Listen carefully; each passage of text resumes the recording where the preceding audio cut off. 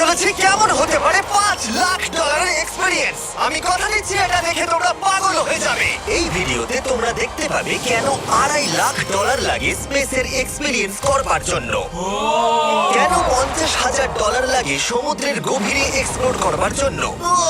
এটা তো আমাদের দিকে আসছে। এরকমই আরো অনেক এক্সপেরিয়েন্স আমরা এই ভিডিওতে করতে চলেছি। আমি এখন পৃথিবীর সবথেকে উঁচু বিল্ডিং এ দাঁড়িয়ে রয়েছি।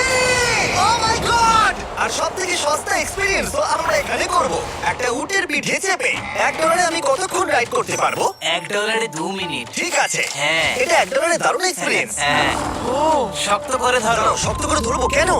ও মাই গড! আমি ইজিপ্টে উটে রাইড করতে চেয়েছিলাম, কিন্তু ওটা $1 অনেক বেশি, তাই আমি এখানে নিজেই পিরামিড লাগিয়ে দেবো।